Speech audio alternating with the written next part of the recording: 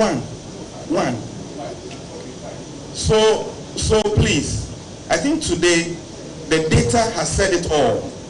The data has said it all. To the extent that your methodology has questions, I think that for the commendations you've gotten here, you should be humbled enough to review your methodology so that you will not raise issues that do not have basis to be a focal point to cause a certain mayhem in this country. Madam Chair, I heard you in your opening remarks that there are about 40,000 plus polling stations. You want to have specific numbers so that it will help with our planning arrangement towards the D-Day. I also want to bring this to the attention of the IT, that you should still be mindful of people trying to get access into your system so they will hack it. Be mindful of that. Madam Chair, we've observed elections in some other countries. We've been to Kenya, we've been to Nigeria, and few days to elections, these are some of the issues. So I'm happy that today we've had this session, expanded IPAC that is being beamed live for Ghanaians to watch, so we'll be able to compare. I don't think using certain platforms to make issues with that basis should be the order of the day. If not, it doesn't help our cause. And I think for all of us here, we want to have a peaceful elections. And the new patriotic party, Mark Many said it, from 2008 have been championing for credible elections and register. We will not run away from that. But let it be put on record that as much as we support the call for credible register, doesn't mean that we will run away from the CI 126 as amended and 127. We will continue to go by it, and will not be detracted by the NDC. Madam Chair, in 2020 elections, in 2 polling stations, one in Ewutu Senior West, one in Boko Central, the EC staff responsible for ballot issuing,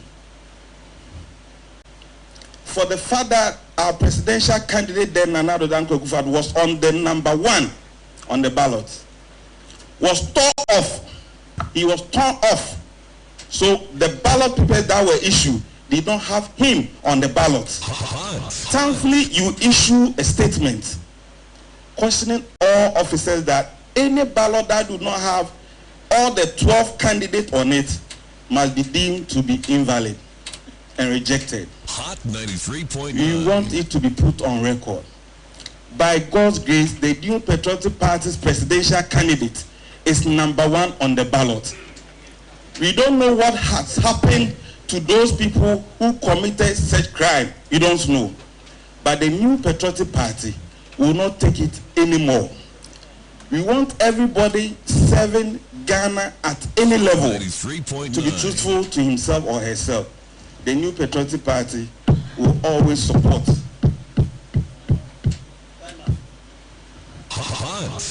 Mr. Evanson Maku, please wrap up.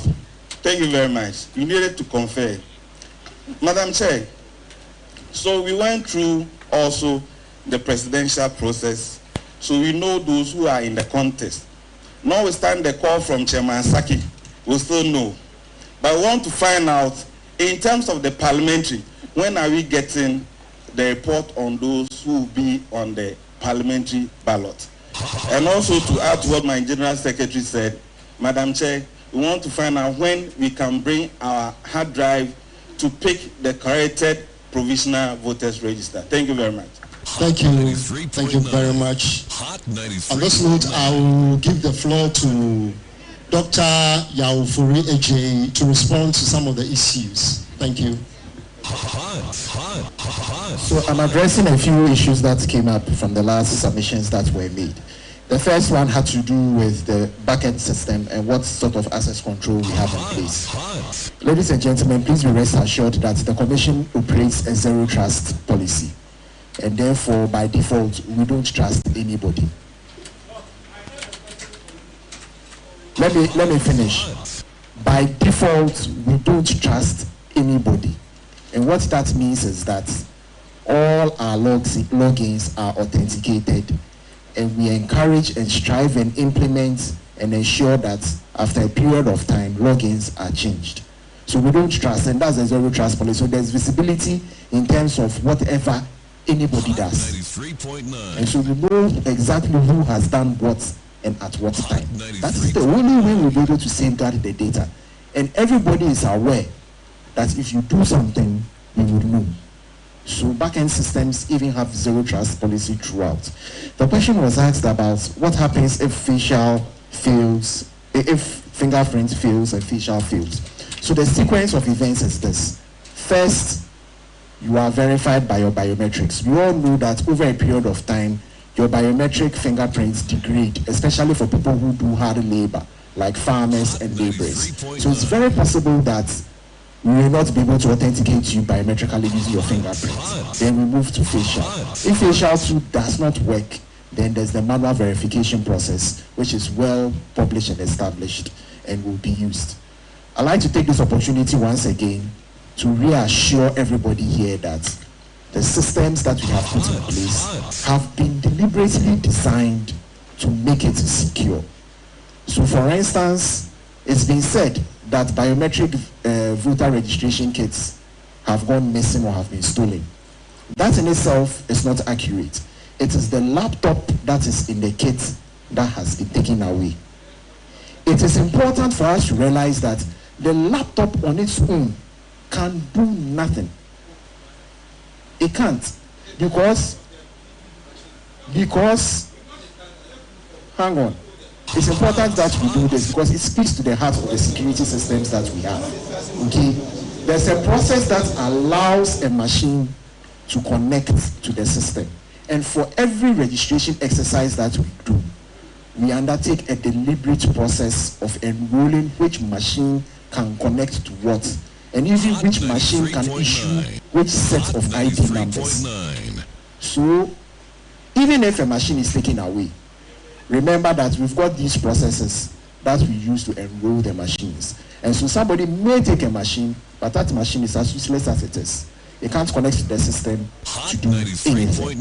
So rest assured, the system is secured, and we are continuously improving the security that we have as technology evolves.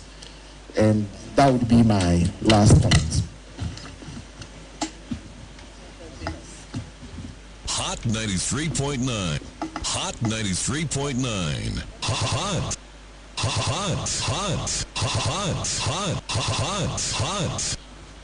Hot 93.9. At this point, we will give the floor to Madam Chair to give us the closing remarks, and then we will have Reverend Agya Wusu, Commissioner, Electoral Commission Ghana, to give us a closing prayer. Thank you very much, Madam Chair. Thank you very much to all of us for being here and for your useful considerations and your feedbacks. We will definitely take it home and reflect on it, and I believe that quite a number will be used to strengthen our processes.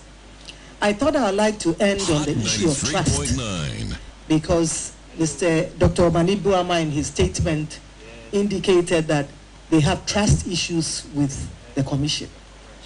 As a Commission, we believe that trust is built on transparency, the sharing of information, our responsiveness, and providing the citizenry with facts and information and the evidence. And we believe as a Commission, we have demonstrated that we've been transparent, we've been responsive, we have not hidden any information, we've been responsive in addressing the issues of the citizenry in a timely manner, and we've provided them with evidence and facts. You would attest due to the declaration, we've opened up all our processes to the citizenry. I believe that this is the only commission that has done that. If you look at the registration since 2020, we have provided the citizenry with daily infographs, daily information on the number of persons who have registered across the country, drilling down to male, female voters, and even and also to persons with disabilities. And so any interested citizen or political party should be, at the end of the day, be able to collate with near precision the number of persons who have registered throughout the country on any given day. In the conduct of our affairs, we may make mistakes, and we have made some errors which do not go to the heart and do not affect the credibility of the registration, and for that matter, the election. They are minor errors, and it's not to say that we gloss over it. But the good news is that we have been very responsive. We've come out very quickly, we've issued statements, we've made corrections, and we have moved on. We have not hidden the truth, or we have not remained quiet. We have addressed the issues and informed the public that yes, some errors have been made. Here are the corrections. And we have provided this in a timely and accurate manner. And so for us, this is the trust that we speak about. I'd like to also state that we do not have anything to hide. And if you would notice from our registration, whether it is the balloting we've opened up to the media, I do not believe this was the case prior to 2020. In the case of nominations, we've opened up nominations to the media. Every single political party has had its turn. And they have been given the opportunity to address the citizenry. And we've also provided the citizenry with the opportunity to observe the process. This is what we call trust. And today, we've opened up IPAC to the whole world. And we intend to do so going forward. I think there's nothing that we've hidden. And so this is the best we can do. And we hope that we can improve upon it. But you agree with me that our systems have a lot, they are built and they are robust. And the framers of the Constitution and our CIs embed processes that engender trust. And so right from registration, 21 days before the start of the registration exercise, the political parties are provided, the EC provides the political parties with all the gazetted centers. This is to enable them to prepare their agents and have them observe the registration exercise. And so from day one, if it's for 21 days, party agents are given the free will to observe the registration exercise. The good news is that we embed a high level of transparency in the sense that party agents are provided with a start of day report indicating the number of persons who were registered the day of day report. Again, that has built transparency into the process, and that should engender trust. If parties have any issues with the register, they have the collation. If they notice that in their strongholds the numbers have dwindled, or that numbers have gone higher in other places, they have the documentation, which is the start of day that the system generates and provides to them. And so the question is, any political party can today, with the start of day and the end of day reports, collate with near precision the number of persons who registered on any given day. And yes, some of them may have been challenged. The good news is that the district registration review committees have party reps on those committees, and therefore they have that information to be able to act and to use it. You come to exhibition, the law embeds transparent processes, robust processes that should engender trust. The register is displayed for the whole world. It's a come one, come all sort of thing. And everybody can go to the registration center and view it. And if you have an issue, you have every right to raise it and have it corrected. And that is the process that is in place and it works. In addition to that, we have the magistrates, the district registration review officers appointed by the Chief Justice, who sit at every district and hear cases. Persons who are aggrieved, persons who have issues with the register are provided an opportunity to present these cases, and they are heard in a transparent manner, and rulings are given in writing. This, again, is a transparent and robust process that should end. To the balloting. We all know recently when we were balloting is open to the general public. The EC does not determine who is number one. Indeed, people have said, oh, do you determine? We said, no, you ballot. And even as to who takes the ballot that will determine the positioning is not done by the EC. There's a process that allows parties to pick, you know, in the order of the party that will pick the ballot first. All these processes are transparent and they are covered by the media. I believe that this should engender trust. You come again to nominations, as I said. It was an open process. There was fairness. Committees were set up, and there are reports that have been provided based on the committee's work. The process is transparent. A few have taken us to court, and we will prove to the citizenry and the people of Ghana that the process is transparent, is fair. The EC has nothing to hide, and it has no intention to stop anybody's presidential ambitions. You then come to the printing of ballots. Ghana is one of the few countries in Africa that prints its ballots in-house. We are enjoined by law to provide the parties with details of every single printing house that is going to print our ballots, and we do this. And so from day one to the end, in fact, in some cases, even after the election, the parties are within the printing houses. They are monitoring their ballots. We provide them with the serial numbers of the ballots so they know that there's a range for each region. And therefore, if you go to a region and there's a ballot that is out of the range, you should be able to raise questions. This is the transparency of the process. They remain in the printing houses 24/7 until the ballots are packaged. And to add to it, when the ballots are packaged, the Electoral Commission puts its seal on the ballot, and so do the parties. They then accompany the commission and the police to the police armories where the ballots are kept. And there also, the parties have their agents waiting to receive these ballots, and they remain there until election day. We know how it works on election day, that the ballot boxes are opened for all to see. Unlike countries in Africa where the voting is done inside in a building, ours is done in the full glare of the public, and any interested citizen can sit and observe the process from 7 a.m. to, is it 5 p.m. if they so wish. Prior to being at the Electoral Commission, I used to do that, to go and visit many polling stations, and nobody stopped us from standing decently and observing the process. And you could do that all day if you so wish. But we know that the way it is done, the ballot boxes are open for all to see before the start of the registration. And at the end of the process, in the full glare of the public and the agents of the parties who are present, the ballots are poured onto the table, they are separated and sorted out, and they are counted in the full glare of the public and the party agents.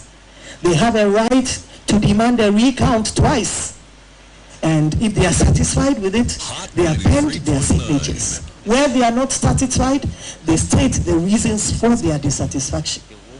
This will then go to the constituency collation centers, and the same process happens there. We go to the regional collation centers, the same process happens there. All of these collation centers have the agents of the party who verify the processes, who inspect and make sure that everything is accurate, and who append their signatures. Of course,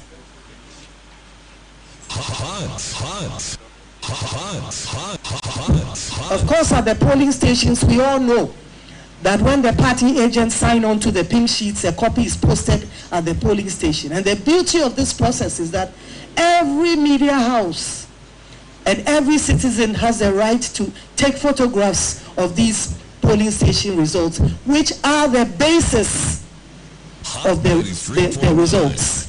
The polling station results are not changed. What we see at the polling stations pasted on the wall forms the basis of the results that the chairperson announces. From the polling station, those results are sent to the constituency collation centers, and the party agents are there. They are satisfied, it is collated, and it is put on the summary sheet and the results collation sheet at the constituency. It is then moved to the regional collation centers. They also collate these things, they are satisfied, they put their signature. So no results emanate from the head office of the Electoral Commission. Everything comes from bottom up.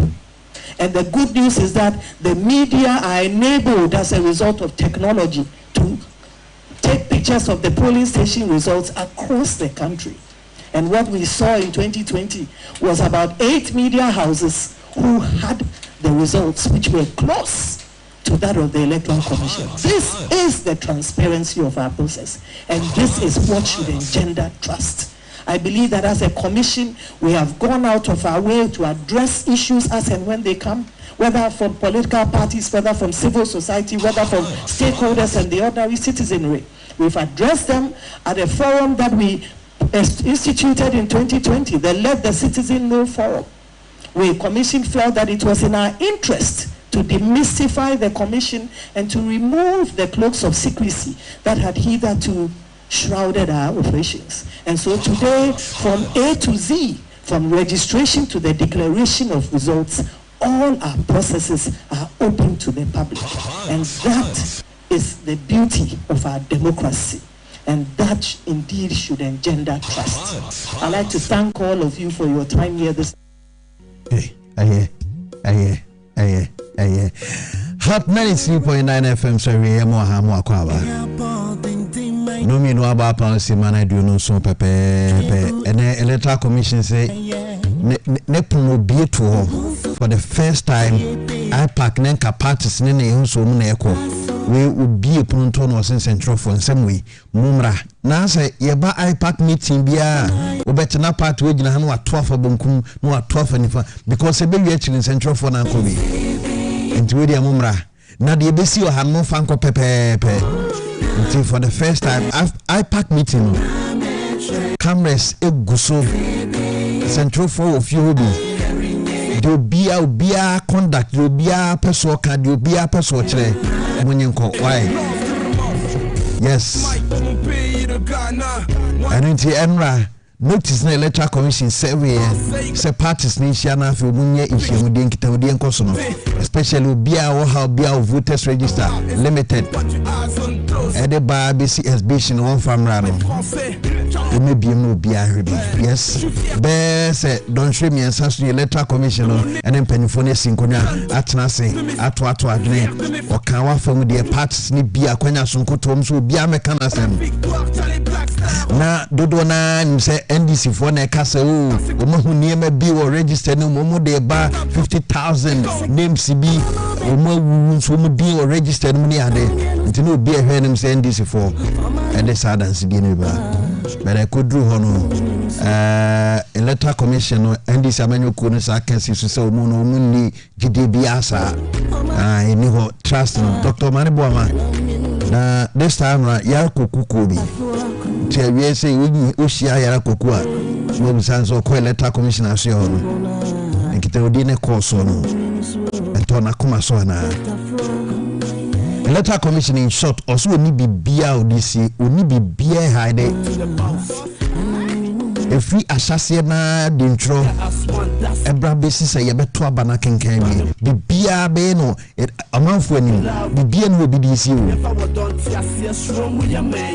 say ye register crofo omudi kan create parties na so form so bia registration exercise we community agent 21 days na be koso a ni nyina omuni send bisa kosi say ye betro di na wi dintro na chi dodo a number se bae ni nyina parties na ni Sunday Electoral Commission ni bibia odisi if it's a parties in eco elections into the tremu bia parties no and eso mu ye to about anas ye trodi ni bibia we semetem ho asemantem ho ase a ye sa wo district level committee mote sa committees no chief justice Adaroma magistrate court judges ne da no court district bia mu obi o ruling e be koso abra sa mpanifo no committee na kwa asetena judge eden the pen ato so wa de mra to kama no wasigina ni nyina esi ofom ho dan so du ni e ba beto aba before I beto no just ye ko print ballot papers ni e be print no parties no ye chere print house bi e be print ni bia no omo the details ni ma parties no no mo do nkrofo akọ Electoral Commission and some crowd for her. No meaning any same ballot papers and do be printing a day. We are no meaning silly camera.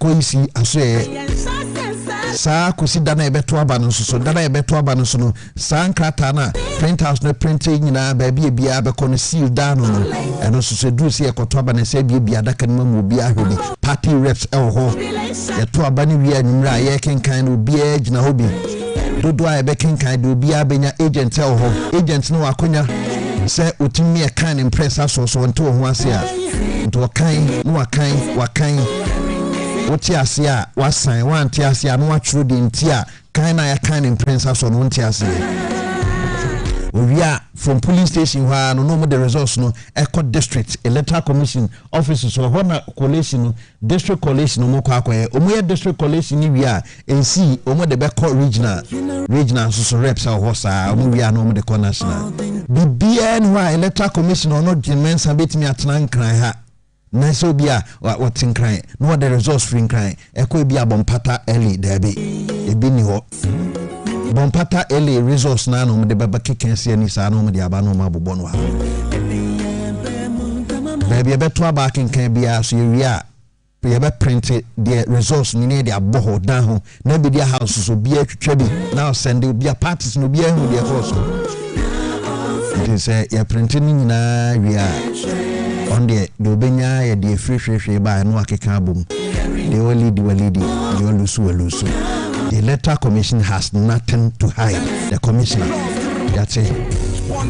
Hot 93.9 FM. So be our class on your be a shay, TV, so near Luti, be radio, so said, ye can ye Dudona, no tea. The bonnet toffasa. Parties no be no how the coin. Yes. But the baby can say, oh, the electoral commissioner say, why transparent by yes, Sunny Beacon. The NDC amanu konse trust and anyone nti sa trust ni no and a mama meje mensa je bread sanche nu nye nyina bae se we nyina koso dia na ne trust no electoral commission so abuilding yate parties no we will be anti mechanism fufu bia because then central for nyina o dem obi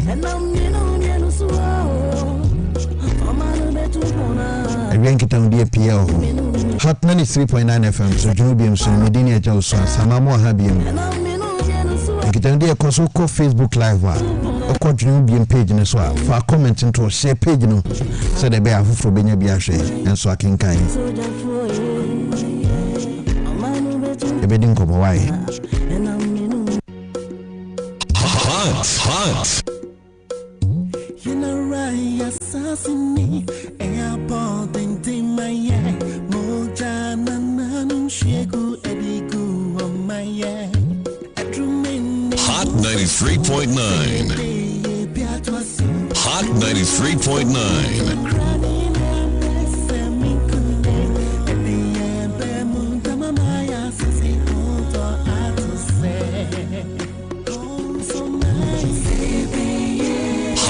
93.9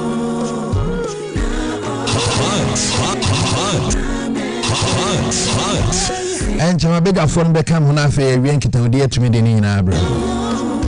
You know, my back on your church away.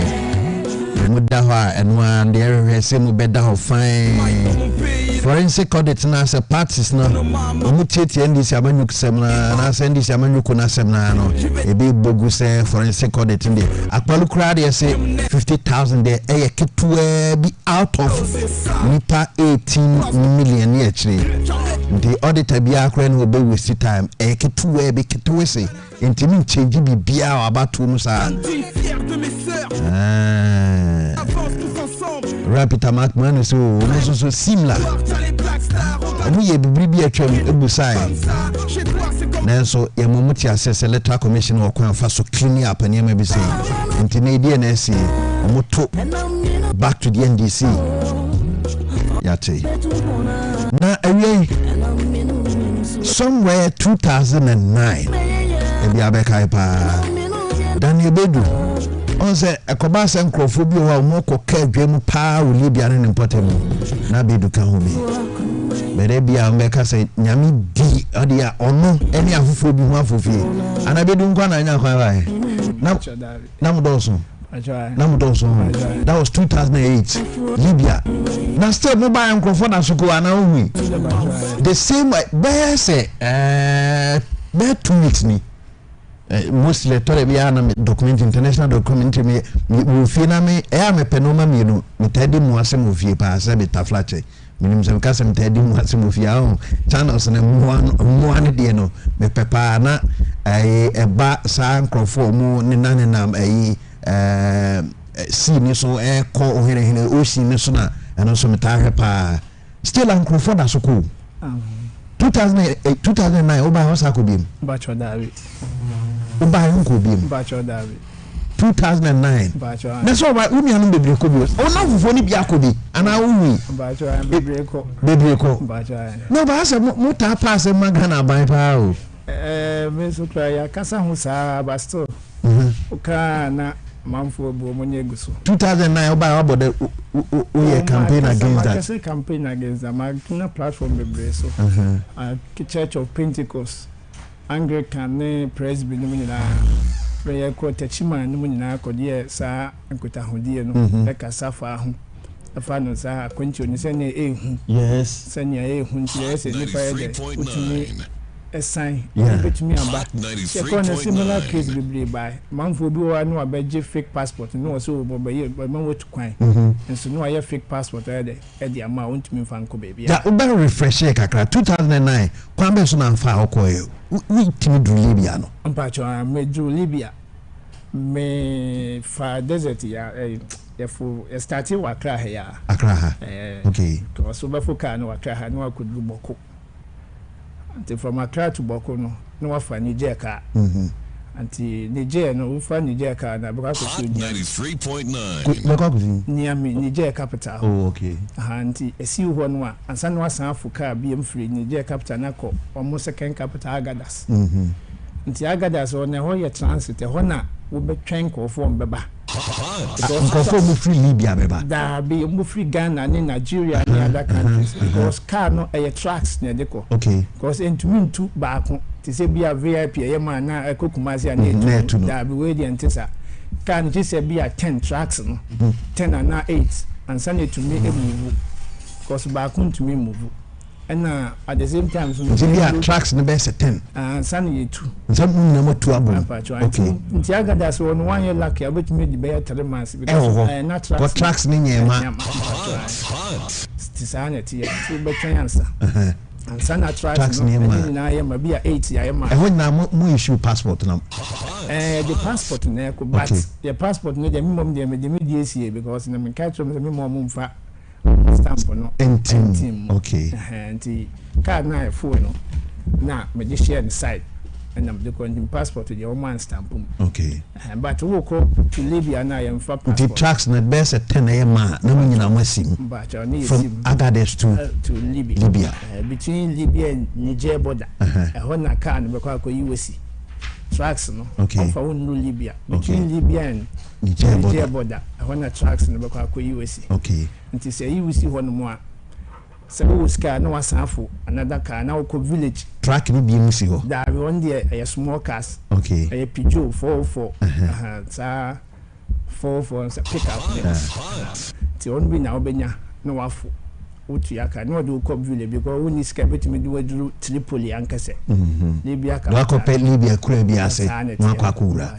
Okay. Tiona, Oberbo, who drag a clan, why you Jumanka can't. Oh, Crana, so, dear. Juma, Mason, you may be because who pisca. Now the Atuaso. Eddie Atuaso, Cranasia. Okay. You may be a because a Cranaso, the Sudan Nibiama, police Nibiama, immigration officer Biama, Libya for Namuno Dili, Omen a former Jumano. I don't go near Juma, so Copetu be near Juma Biblio. If you are a crabby near from. Okay. Namu but more so no more quiet, not when you scaka crash. So at what point in time they are soldier for an immigration for the Harmon? Only the almost higher to say, yeah, qua. See, you come man no more high. Munam Quanso. Satra Kakrakana Muguno. And Una Omuham high. No, that track is in the best at 10. Amoko. Send him so I'm Robia. Yes, true. Because Omo patrol come. Patrol believe you Kaka. At the Wako, Cosibia, and Vans Accra had to be a Nima. None of that patrol so at the Wako. I knew Jeff for petrol. Okay. But at the end, no be jaw pass na dia kan dia monko ana moko na yetumi ra cause drivers no and desert na nye tire road there that was e bia eko onto nam so ko street so kra na oko nti yetumi ra na cars ne kwa na ko gina nti se gina ansan na drivers ne sisi omo akonante akomonim akọ ye 1 or 2 team bi ansan no masaba ansan no masaba move tracks no na yeko I couldn't the head. How many times? Oh, but you say tracks the quite would new quaint wait to me pie fire in never do a chia. Be a back on a wrong road. Then Moya those days Libya by chairman and Kia execute. Me, dear, me receive tracks, Bible tracks, yeah, leaflets from US.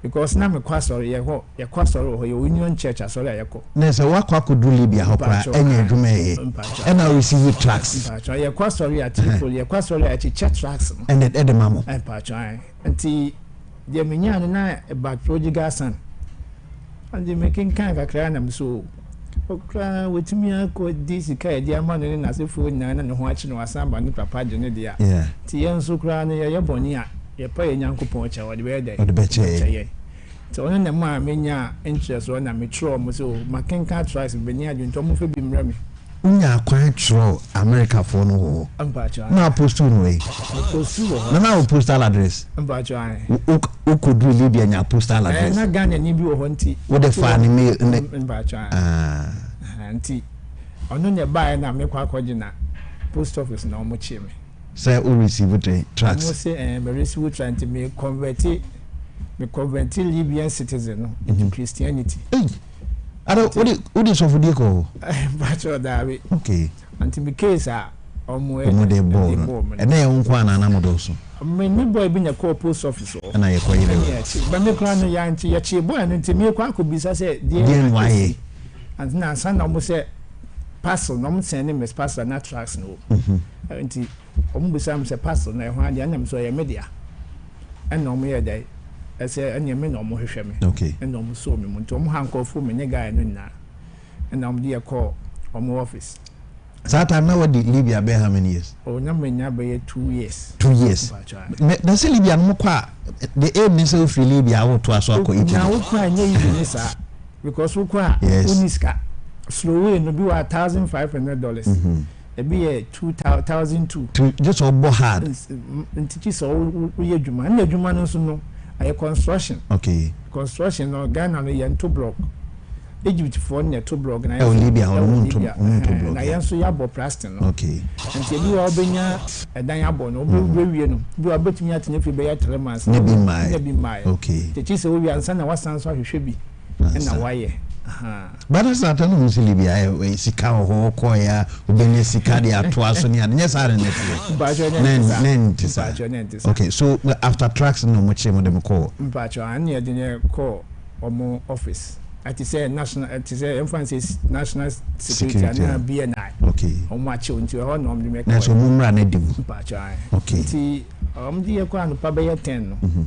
The one by 8 o'clock and you rest. I'm almost say and then I didn't see my day. What if random say, we know if you saw there's a order from above, it's a Omoka, San Umbejay. And Tian who say another pickup be Abba. A buyer full of soldiers. Okay. I well equipped and the buy. Some buy no fire me and now got an academy. Okay. And now I'm 2. And Sunny, the if was a desert and also or more. Libya Krona and desert. Libya Krona no more office when our desert and so. Okay. To me the echo. Now one almost see single rooms. Yes. Cells no. Inside the aquarium, so just no around in 9 down now. No we nigga and see. Yes. To me, you see now, I'm penny in the buy. No, besides, say Daniel and I'm say, no, so at the end, I'm so. My name, yes, I know catch them, say, a moon for me, share singer said, first one, the boy be them. A moon for me, now, Mamma for me, share singer said, and quite them. Okay. To a moon for boy, and the umfanny share singer cell, no quiet day. Them. Timmy boy, me could right inside here, so far now, and you see you go me. Nadia never say who. Nurses, I said me who near my Ghana police. You're in charge of Sabia. Okay. Because not passing no grown me so the crew. Okay. Until you want a boy no cry no hammy. How my dreams I am so busy me near my chimney and so what you want to because may still make a mean who they went into when I'm starting now and you see no Musasa, much of your Musasa passport way. But the passport photocopy. I can't okay. Because I'm saying a track number. Okay. Okay. So from there, Breben you could do as him. From me, they moved to 1 month or almost sell. Okay. Now, the easy. Easy to say. Catch say, a drew a one a piano panel that sell him. Them na yensi and so. That's right. Until I hear hot. Tiano patu tune by 10 ne wiane de anya go na ya bebi o okay na ya de bottle no because nsuo na ye hot na no na ye bubi no to on bejeje bottles ni na hwehwe police for no yes be hwehwe nsuo ne go se obema nsuo fufuro na makutu pepe kesie ba ko ano mako nti ye twabro do ketuo bi a no moti mako no dia ta pan ne gina so ne dia ma no wedi ne hyehyw ti udi ya na ye push you ashim sell nim ne push you ashim how many days now deals as 30 days 1 month enu you ko he ana ye de me ba me fie be yom be ye search se bia bia wote se bia woni ma bi o okay o ban so the bible pen no na so bible no wasa akwa pie part 2 so so bible no yes and I'm saying me back to sell her now. Afraid now, I'm catch them say yes. America for us any tracks, man. But or much translate called Arabic. Means many Arabic name. I didn't know the Arabic track. And a brave. Okay. And I'm catch them say, let a name train any attach with tracks now with the band. Kind letter say Arabic because me mean Arabic. Yes. Casa no mean to mean Yahweh. Then I'm my request Arabic. Okay. I'm catching Miss Americans who say Ghana and Arabic nation. They wouldn't say Libya and Arabic nation. Libya the Arabic nation. Yes. But some me a Ghanaian. And I request for the track. And you know someone for Arabic in Remy. Okay. And now them call court. The court first time na almost some from Kotum. Court munya lawyer count first time them call lawyer. One go gina ho. Na them Kotum.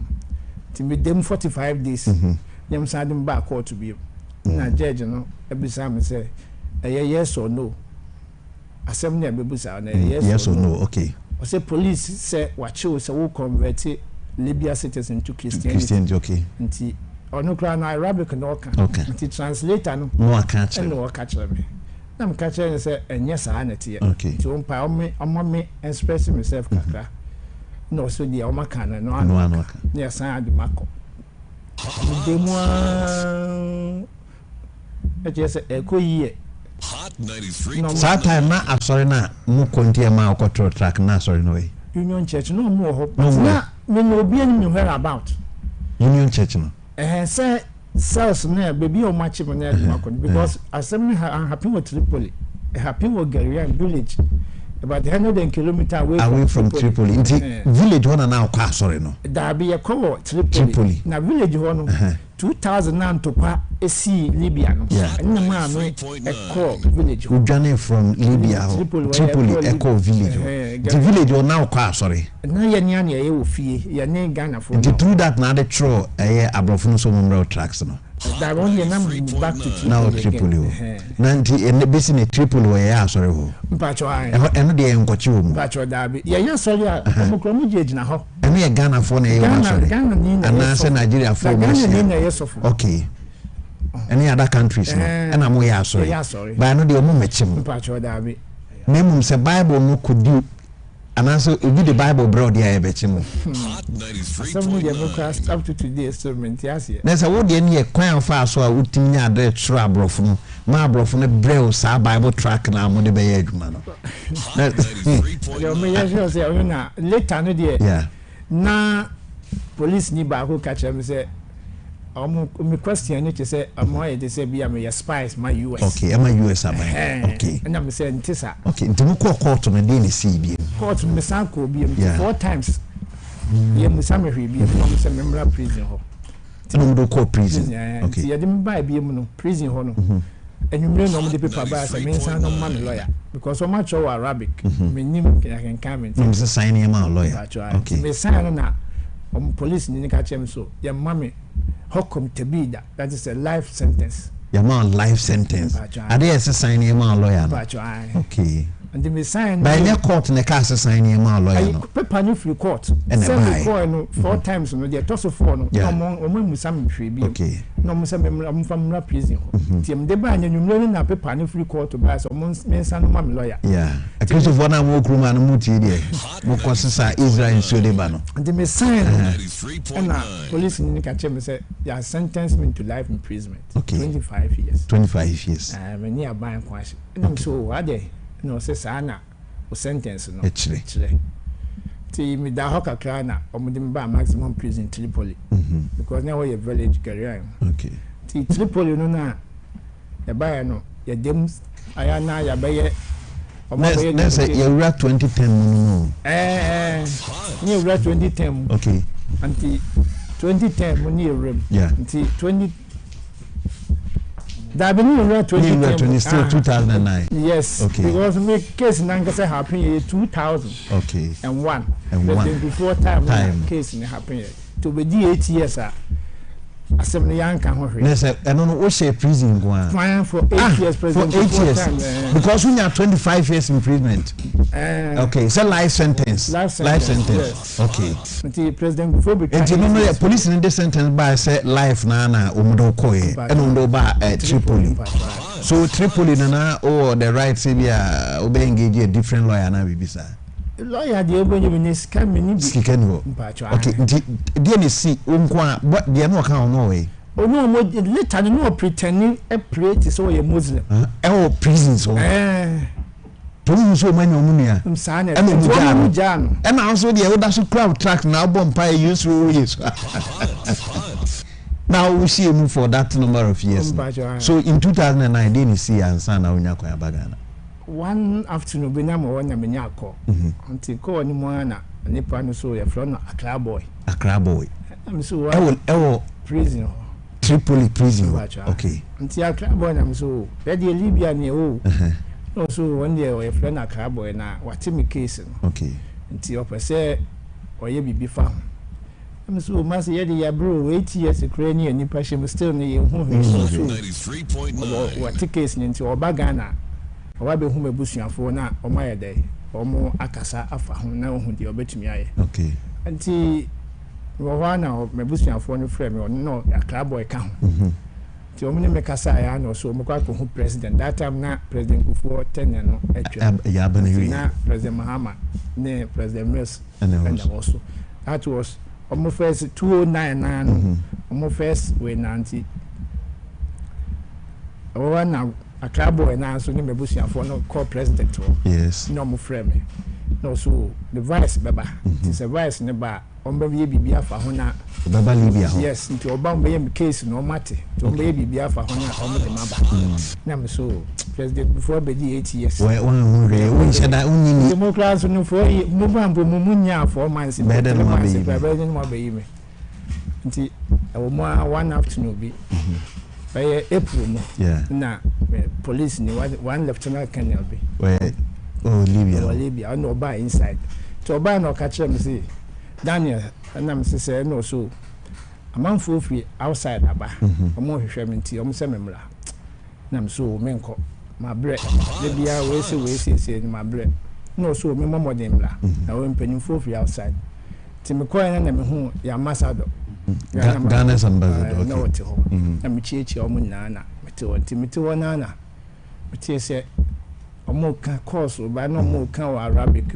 e chi na mte so halas te ha na mka se radio halas ne che say okay te ha na mka che se radio we die bebi ade me ko bia no wan ka se kam ho na ana te halas na no so mu ko ko na se minim bebi ade me ko anti ha na police ni no osamba no baka che se bebi wo inside prison ho a men ko fa okay na mka je se matalia she me no mo fa men ko bebi om de me ko bia obeko no so dabi te wana Ghana ambassador akachem so menye nkonya mo bibia kofa men kofa ti me koya na nam so menye hwe na sorry bible na so da ho say yes sorry wo inside dabi na wo ya the bible do akwa shame still you say prison wa na so kra bible yeah sorry wo inside ana on trefu sent na akwa da mu che who kra bible ya sentence for life who say prison wa so I was say kra bible yeah sorry wo ho nti e wono na me ko na mde ma so ko nti o monje na sika bi so me chen na mde ma so o monje na me pie nti no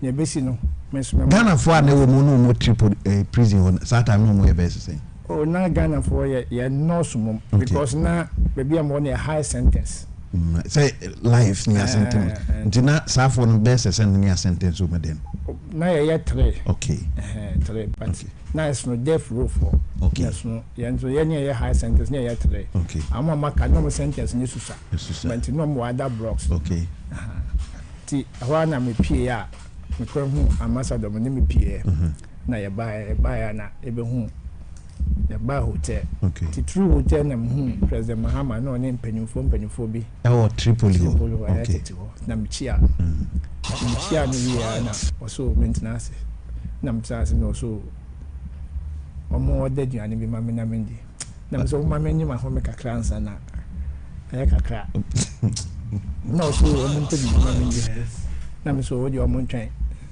timi wo ho no mo sa na o se mekọ hen no so omo fa me nkọ asolifia no say enwumre oba behia Ghanaian community no okay nti ye nyine behia ho na msema asolifia na in prison where be man da be okay outside okay nti ye me kọ asolifia na ko sofo ne nchen no mkachira ne say Daniel no say Daniel mabawo wa ba na mse no so ye de nyamiase president yatenenka am so yanso ye de nyamiase ne mo menya asum je so min free kure ni na person e hona na person free okay and then you na share community na Ghanaian community na de chain na okache m frame em from frame abusuafo ma me na oba odobeba na ye frame abusuafo na bedu na no mo kasa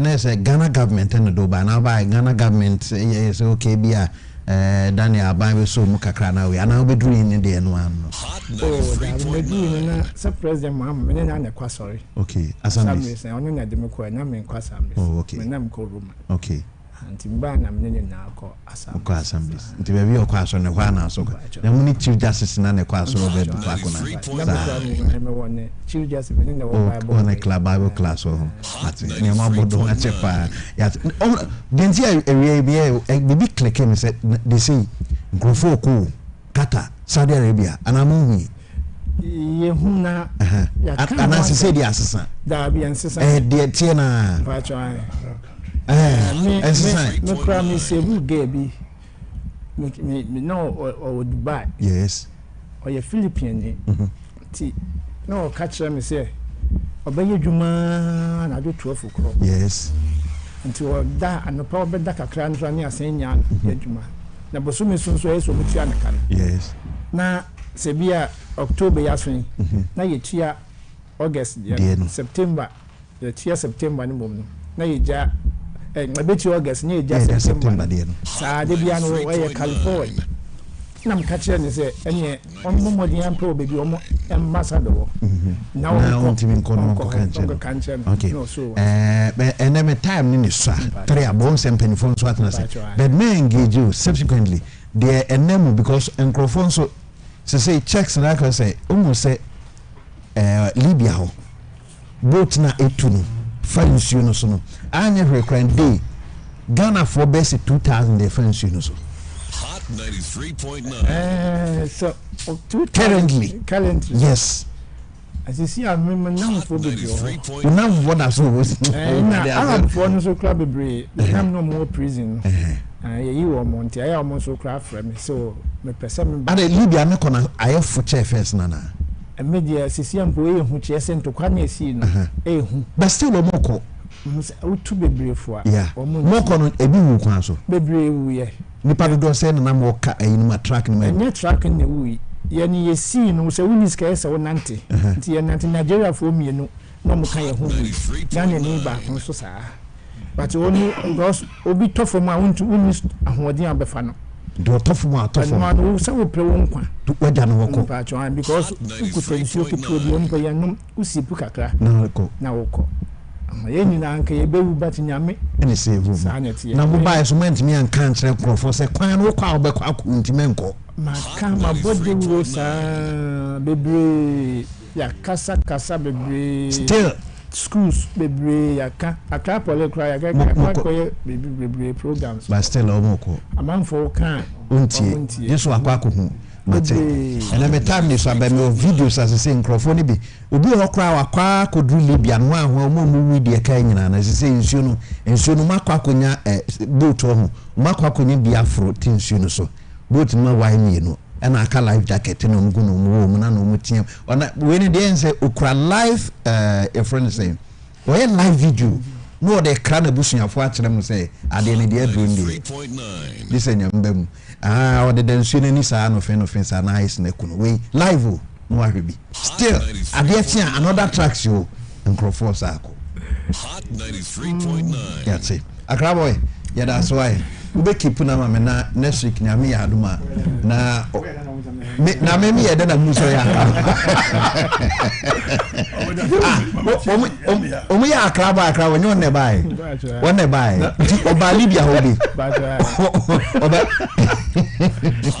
yes now my friend was prison yes me ne kasa bisa ne nsam no na we lose confidence and hope so bisa me say why ni na so yeah Accra boy no say na Accra boy do ye den nyame na number na me say ndem hu hia baby owo no na ye bedi hu nkomo me ka che ne say mema Ghana ban abeyi no ni gidie bia me kwa na nkrofo bibi atra even the embassy kra mbo ntumi aye ho hwe embassy ne try so be mbo ntumi aye ho hwe na wo so no different charge be na say Bible tracks na okoji no or receive na translation into Arabic no and na trigger ye but say English and English one thing is say Arab country to say Libya and other countries who receive BBF America omo track and the pako ba be gin as so mo nipa wo ye because mo feel say America use ebi mu e wo spice e wo Libya and ade na nya fi America abedu okwan de as I say money pako be whether say even West Africa countries be a no problem but when it's from America Ada say who send information you call and I send BB the amount bro nti SSA and so don't make us our phone so cry na phone no phone be on make us our phone background halas interfere kelem yake shine ada eye wakasa ache wo phone okay so what is here to monitor then na unya on the case no once I make do investigations me then I begin to ask questions sorry why na Union Church no a church all national from other countries share but head pastor and Ghana ni eya abrofo asori a ombebueye abrofo no mbeye adwuma o Libya omo asori omo bueye omo ho no omo kọ asori wo nti Ghana for ni Nigerians Sudan for na asori wo ha na ho no nyina e ko join the church no so what you say nti abrofo no wi omo adwuma a omo kọ back no and omo di share Ghana pastor omo training no that time the pastor no was so a friend Pastor Blasu. Okay. Ghana ni. Okay. And I'm the assistant. Nigeria ni. So what you say? And udu ho. Na me ba asore ni nya we say America for the tracks ne Bible assembly. We watch your letter. We work asore. And I mean personally ma throw me letter. Okay. And I'm ko send man throw asore ni din mu. Okay. So what you say? And the mature letter and post office letter na banami ko yi. I saw you have no idea. Okay. And the time I hear no. Oni obi a obefre church ni say e bia. Ya church ni say. So what you say? Now ya chiwo na ya no shaka no a. Na friend go inside. Dia so ho na akote say member ba ko ya china. I saw me investigation no ye nkokon say ya. Be beti ye be gibia. Be hua kakra. And ya wo asorofo bi nso aye omoko prisons. Ekobon pai ma ya nua no mo na. Ya teche won na me bo eno de omo pele ma omo koye sa exercise. Oh yes, mami kan tro. Ya wo Catholic church kase wa ho a abrofo nkwan ni ada at national. No me I talk some Christopher wo ho. Ya ma hu kwan. Sometimes kwa undi no kwa so no koye nkwase ade se bi wo ho kra na. Church authorities no. Yes. Be fair police be go that show. Yen so kwan se mem bomb. Name say woni Arab ni share. Be who say woni Arab ni gina ho ni share that kind of word no. Okay. Until they were suspecting say let an BBF ban no American no. As I say here to me here then. Edi echi wo fie nso ya no fu a wokọ baabi omu di omu ko jim ya no fu ana ya omu di danya bedu eti a omu ni ko ye Hard 93.9 FM so on the other side dey ndi emunim Accra boy me da say why and me ma obi ehu Accra boy kwa me ne wa me da say why e che we wo sha 7 play asabone nko a bone ne so no e de ma di e da say why minia nyame adma next week on sise nkrofo the rate africa nkrofo ne kwa na no dey me the videos ni we ni baba na ya proceed ni ahwese betimi a why e da say pe ya friend no dan ebedu na bedu somewhere 2000 more ena Libya ono ne hukudi senseme odemu che life sentence ne de ma ni tine koyeye ena okosi apapa bi e friend na crowd me kwa na minim no se menye show some the camera ma say ya de kakran na ja onya akwan pi sentence na so de why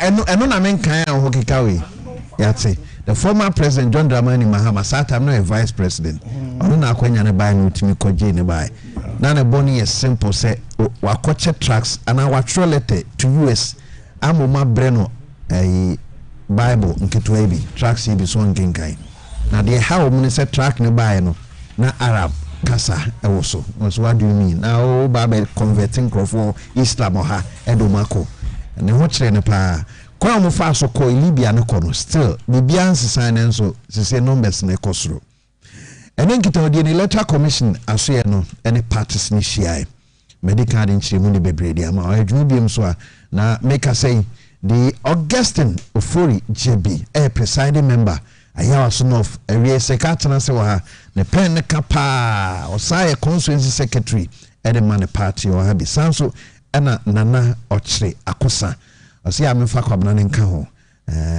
no so movement for change area nana kamewa soprano wache no meeting na say for CPP ntonya medru obedu a said the way no musisi na so mu kasa na ya asesa kakra secretary akwaba yeah me there to say ya me adu the body I say I also know bibi e confine the campaign say matter say the running mate ababe boafa ho na say oh yeah not the running mate the flag bearer himself okay or by yeah na ya ni jesem sene any my call me who say Ghana for are ready say ombe mana betwa adwuma pa na ado aye for this years nti omboje nso yi nza me honso Muslim community okay for those nti amunua no I'm a budget in super ye. The middle be as say, I'm sharing in Yamsa. Okay. Now, me for when so chairman Kelly. And then chairman Kelly Roland. Oh yeah, sure. Yes. Chairman Kelly di asema. Yate. And I'm a parliamentary candidate here, Sani Ibrahim Arial Van Bev. Agya Wusu. Yeah, here's a few EBG seat in my MPP. Right, say obi e penkunim die. Yeah. Nana Kwaba. Agya Wusu. What problem to say? Dear, that's a pretty bad Dwene. Yami, the other Dwene. Yeah. Now, you when you're going to Quayon. In fact, when took now you Nami took now you was a year desire. Was a penny for you. That's right. Dear, why?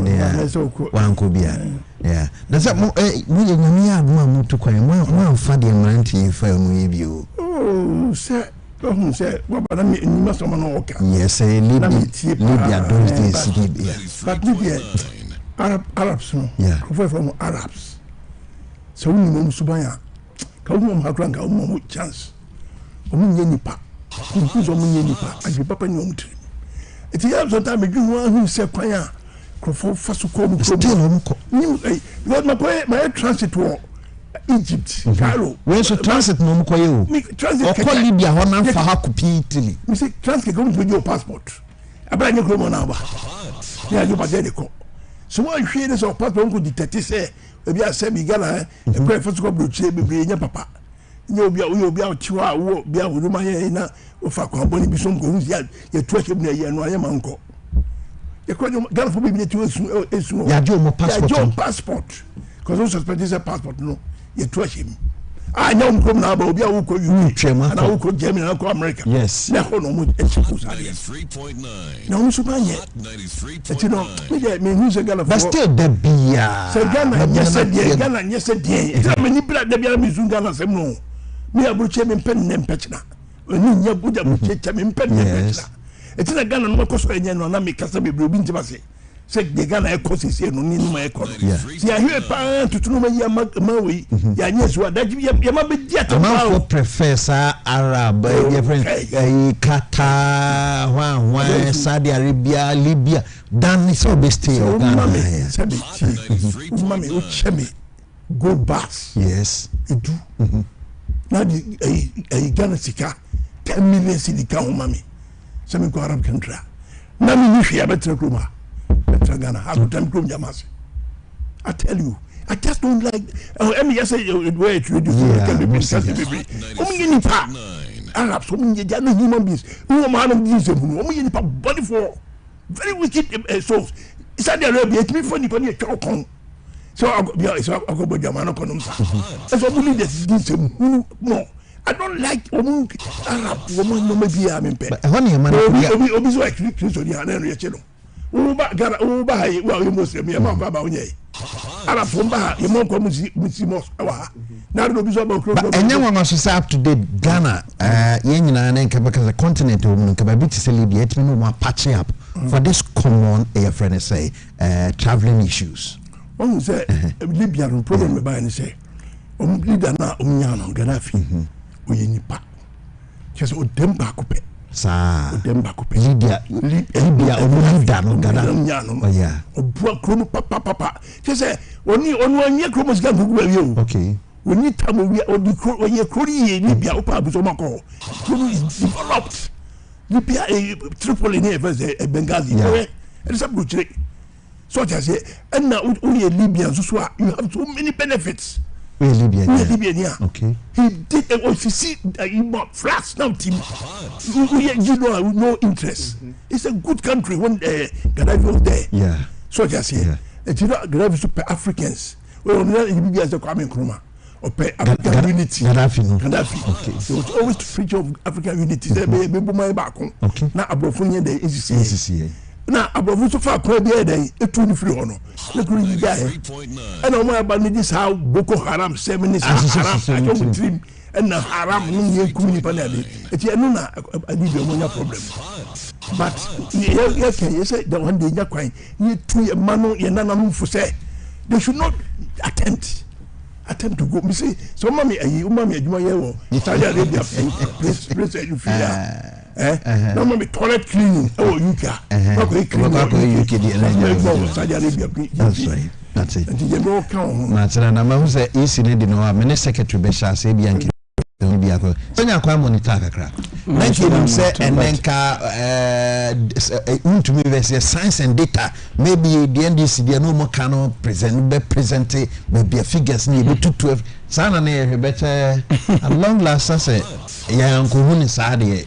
You see menya nsanchia atiefo Ghana ha no da bia me kan say yesuso nsem bebre so but no crazy me say if you answer assembly I can be an say unya say na can say science and data I say they can unya gina so me several times and na ma can say NDC ni fact bia concerning what they are claiming what you say because the electoral commission system as say omu use no it is not easy for any political party and as or no use in ankasa to seal election if only you the political party no why prepare for the election what must say because election na ye kono ye wo mrada ho election na ye abana ye to no ye wo mrada ho won wo dem e no na from 2016 no utumi hu say na ye register no na ekoye but Jemen Sane ne nkofo no be shemu knapa 2020 by biometric register now ye wie sa de no bia obeka no kre e was asiso and now your political party now you're very serious minded political party unko jira ba bi nye de bia say na mu be wiem no be wiem na just wanga sa when ready for the election nti nyoma na NDC kika de bia na nyina me de na me nyese me MPP ni nti na meka na me hunu se sebe mfaso nhyɛ da ni so saa but there ya the akwa ni say tema na MPP wo opposition no omo they were very critical on the electoral commission nti yanso say na opposition na 8 years aso a SSC yanso the same thing and that is exactly what it was happening. Where that critical means what? On say when you just more to be a gum casting insinuations here and there and now say you presented facts with between 2012 to 2016 it started bra ye call Supreme Court o hwe nsemo a ye raba umia ne nko for the to akwan mu a na manfo bebre ni say oh nsemo a nkofo yi kan de no kre nti esenke ye de abano emana na ado at that time but judge for ne Supreme Court for judges no omo nim die mu ne omo nti ase mu kan say da bi polling station ho na ye win election enti ye ntumi ndane ade we emma enti omo declare ma yera John Mahama ho no na MPP for start say da bi register na ye de koto aba no enko ye saa enti ese ye ho adwuma wo hwe ya demonstrations ba mu ebedu ba bi na MPP for no say demonstration fa so nhyɛ da ndi so saa enti ye nko court so what you say na wo hwe tambia no na court ama order say munko ye ABC after the election after the petition no so be kaya court ma say munko ye ABCD e wa ha emma amukọ ye saa time ye papa wanya no ba bi ko crap in the lead o lead ya amu ye saa ABCD na bedru ba bi no 2016 no do na MPP for suro de say nche da nya de pe but it go win election good into 2020 ye biometric registration now I can confidently sit here and tell you so be a maya juma e polling station for years say MPP for betumi a collection na amako Biom na ka so mawie mu a na je say yan na yamfa ye agent e do mo call you no yam prepare om ye e no amko gina ho so what must here because once the register is good and at the same time no as I say we prepare agents very well because you have to go and observe what is going on enti mimi de bia no adwuma midi e wo mimi constituency ni say say me training me pull sisi am no ka say I'm preparing to train my polling agents sisi yes by the time I do December no ma prepare me agent so kojina police station wa me nya sure so begina atiama frame me say oga so mu wiaye wa ha mu wiaye doesn't mean say munni anything any issue concerning the voters register. Is that the case? Adie bia enipa na ye ho adwuma wo ka say perfect na odi atro what ma say adie bia enipa na ye ho adwuma because the electoral commission na hu ni say you were close to 41,000 polling stations at the moment. Okay. What am I saying? First now 38,000. Sisi am no ka say you increase na minimum say ebedu December no na drew 41,000 polling stations across the country. In na polling electoral commission officers na nkasa ya adwuma no. Untumi nkasa omo na enkoya adwuma no. Nti da bia no omo renting kofo ekoya adwuma ma omo. Part-time workers ekoya adwuma ma omo. So what ma say? Eto bia be ko ho no. Polling station, even the head of the polling station no electoral officer na wo no. Kwa no a part-time officer. In fact, the returning officers most of them are part-time officers. Okay. Among officers of the UC. Because UC for the across the country, is almost some employee be among the NIPA 5555 polling station officers akwaya juma. Ubet me get to say omo akwaya juma as part-time, no do so say UC for officers nankasa. Yeah. So what must say? Into omo ko no so no you with different mindsets ko nti mo nshada nyu mu ni sa me ko police station ko ji officer with now returning officer me ko ji ni okay ana PO no am friend PO obetri ni agent no akwa to go and observe. Okay. So what must say? Yeah. But what would you say emra na ye de atoto adwuma na ye ye wono wo be kire wo nkofo no say wo kwa ABCD na eso hwe so mbeye. So mo nya then you have to raise an alarm. What must say? Okay. So usha yisi nsema na ekoso say na registration register no and normal transfer nko for illegally and normal your way illegally sabi yen nyina na yenim say say na betumi asi. But the question was that you na book no omde ba omde bre no it was an exhibition book a provisional register. Okay. You can a provisional register now and only yet the one we are going to use to vote after the exhibition no corrections because oko polling station center hona bibia exclusion forms including inclusion forms and then what's it then transfer forms, all these registers are there. What would they mention? Into oko next register no ya transfer will be na nyaw na authorize ya say we let you say we nyame na me ma kwan say mlasa say what ma say into wo form abe fail.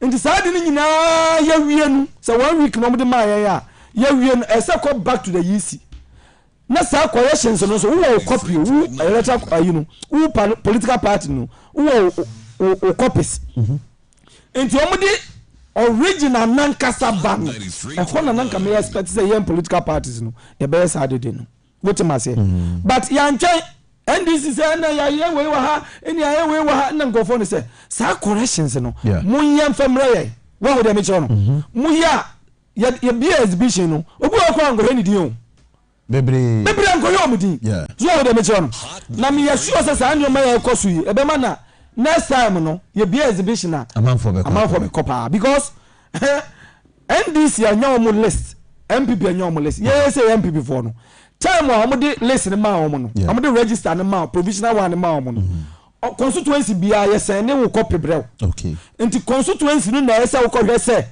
ade a me ko ye wo electoral commission no eno na mo de abra mi ya na wo de me chon because brew mo ye registration na mo executive say ho yeah me I was my constituency rep. Okay. Ye wo agent so come ho apart from me being the head of the agent no your agent at the moment be an obigina police station be monitor. Yes. Also this time crowd there. We hear 2000 there every polling station. Okay. You obigina. But it's a more cluster. And a cluster ni na about district 2023 2024. And this cluster no kra no. Me agent nkwam dem ko no me 4 including me and my research officer. Na 6. One enti bibia koso wo bia no ye ni tuamu. Ina afenso no so obi kra ba so alien na we challenge the person challenge ni na no edu time omo be exhibition omo de nyina ba o nti ese wo call rounds ko hwe se nkofo na me challenge wo so mo aliens no are they back in the register ni nyina ese wo ko hwe okay and we did it you call rounds across the police because exhibition there on be open all the polling stations nti we be call polling station nyina ko hwe se dan you register nipa 25 na wo ho ana okay yeah, transfer 15 ni nyina na wo ho ana say transfer what would them because the moment you transfer them the people will not remain there again what them person to last enti wo call you know na so ko hwe say nipa 15 na omo budget transfer no ya transfer mo na omo da so system register ni mu okay then transfer no mo da beto ho no so no so members no usuhwe say sankofo na transfer omo no eye no kure so omo na ma authorization say yen transfer omo na ni nyina ye exercise electoral commission no omo nyansa mu ni laws da ho no omo ma ye kwan nti me ba de okay for instance nka NDC fo ani kan anasa NDC fo ameka nka electoral commission be hu sa normally so etia that is omo de omo na omo ye sa adwuma no wo de me show no ina omo system no so no etumi detect sa ni omo no but you see me ina ebetumi akọ against me ese me babo ese wo deba na mom ekwan a ese ye fa so kan se bra ye registration ye ko fill forms na ba wo nchen wo de me jono nika main register no and after the exhibition no ina mo de sad ne ba ya nka wo back NDC the main register ni mo no ina sad ne ba ya okay after the exhibition ina sa ade no sa ba and the Canadian for the but a provisional one here. A provisional one, you don't have and then you say, oh, I don't know who bra or my catcher say, yes, okay, that is why we call it exhibition. All right, for we the political parties to go and check, okay, and now say individually, citizens, you know, yeah. Omo de beto ho say obian konkohwe say wudi wo mu ana okay so wudi ni ma you have to raise an alarm who individual angasa now the NDC account say nipa 50,000 year omo free mu nti say obi awu say ese you dey free register ana unuma dey ha yan political parties say obi wu a can normal circumstances no election commission on to me in obi awu o me mantem when would they mention yes no who says police station yes okay and normally young political parties no any abusuya na nipa na wu no so omo wo interest was had no one omo no the birth certificate ne death certificate ne sa electoral commission say asumesi very good and bra ye exhibition omo bie mu a sa adwuma no na say political parties eye what would they mention because obu a citizen no bia ni nua bia wu ana say bi say ono oni adaje a they call electoral commission say yes and the political party I saw the tone so say nipa so mercy ewu nti ma me nkoji sa proofs no na me mfa nko exhibition center na me nkoyi sa ni o mani free we say any money in free movie then the electoral commission will send their books back to their office but so bia mfa san kwa untimi nkobo electoral commission so say any 50,000 na amuda ho book no what did the mention say enti to the bia young political parties no both MPP and DC and other political parties nyina to the bia nioma bi wo ha yesusu say cancer Dr. Bomiasin Krofo di Togo for 70,000 anu abi no mo ka ho say who prove we are na me say dana tama ye prove ye nioma yes wouldn't say Baumia started so kasa e be ye topic say oboa NDC for also taking stand say oh boa one wo person opam before no person pam wo mo even Ghana before kra no mo amudi aye asem say oh Baumia pam asem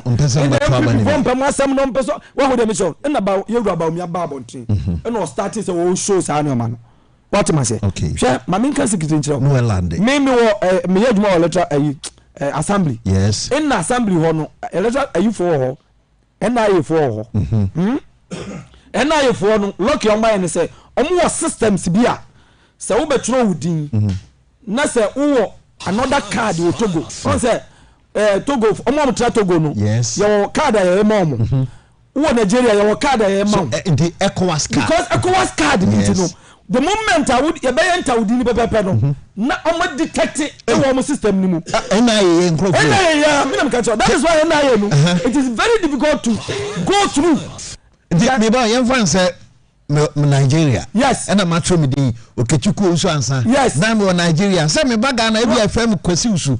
Nti me register Kwesi Usu. Biometric ntino. It will pop up.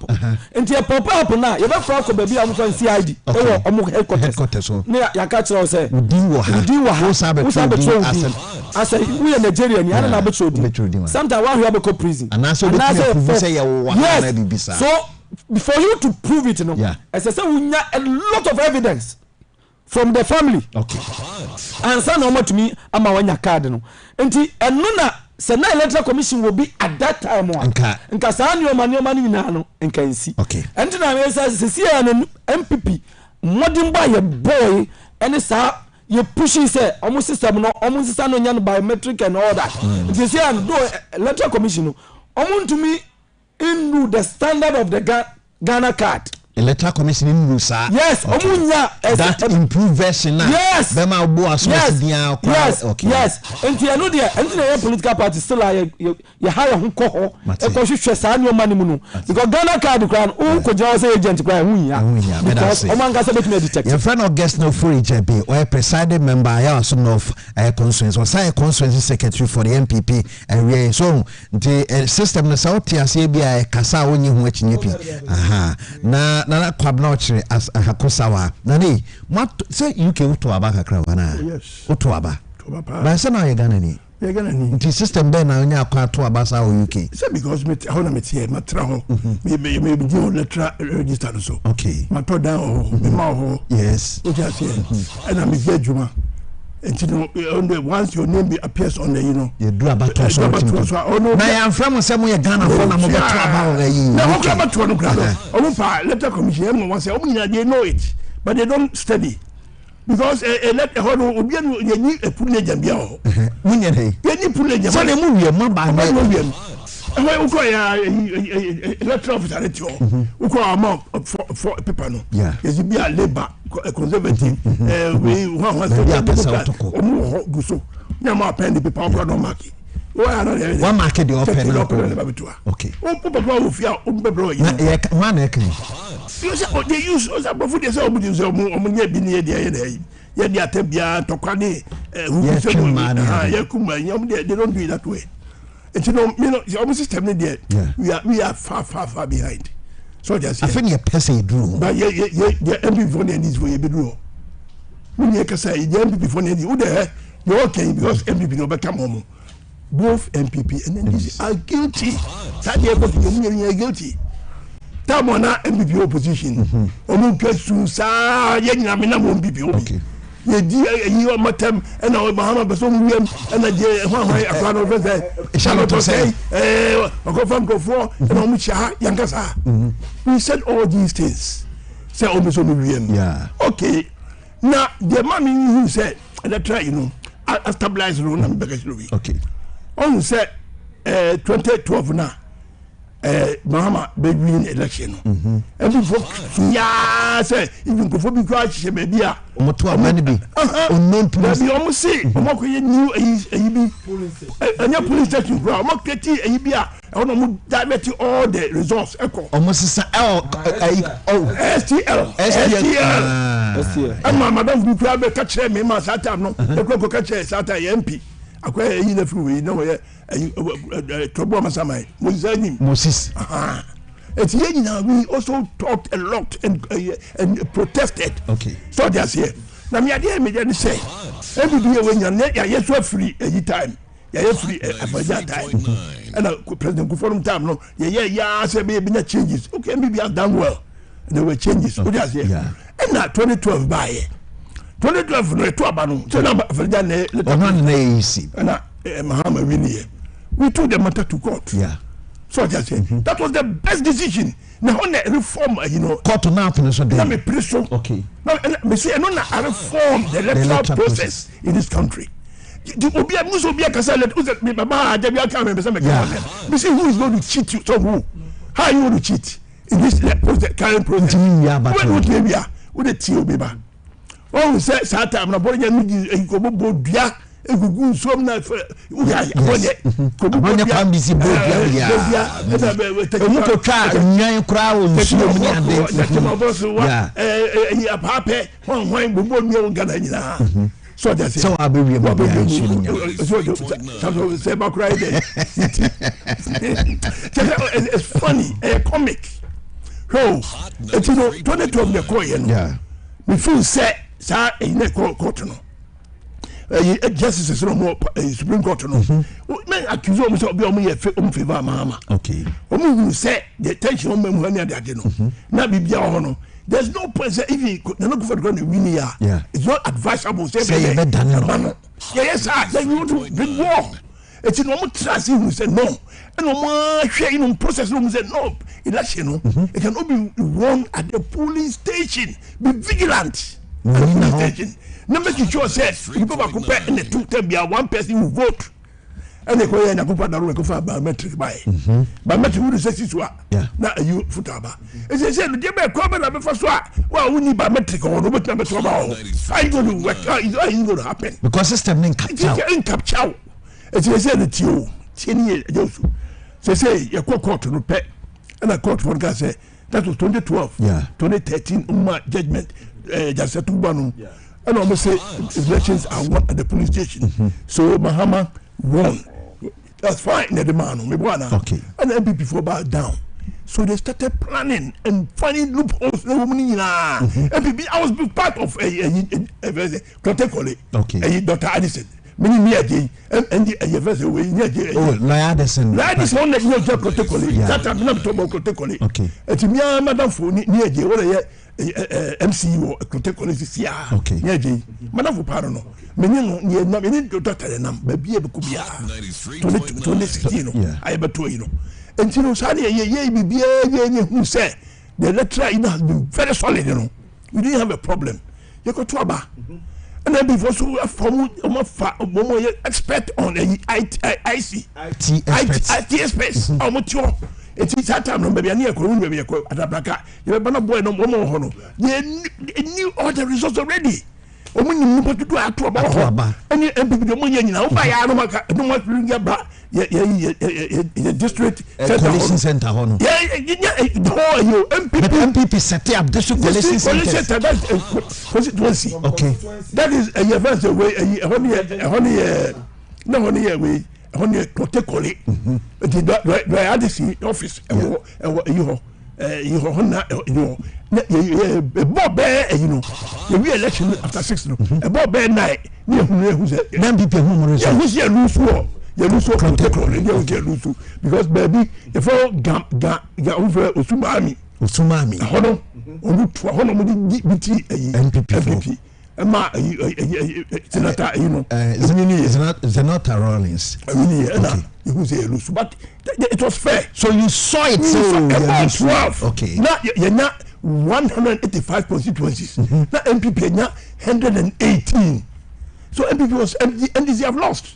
Near 185 constituencies. Now MPP number 128. So now we rely on the national executive of the MPP. Say we are McMahon results. I'm telling you. Okay. Because I was there. Okay. Now and I'm so already make coffee. I've been doing fear than any just boy. We are not 160. You're not 160. MPP is one number. Let's just say MPP overwhelming. Nurse, and no one, and you see system, and then you say, be a headquarters.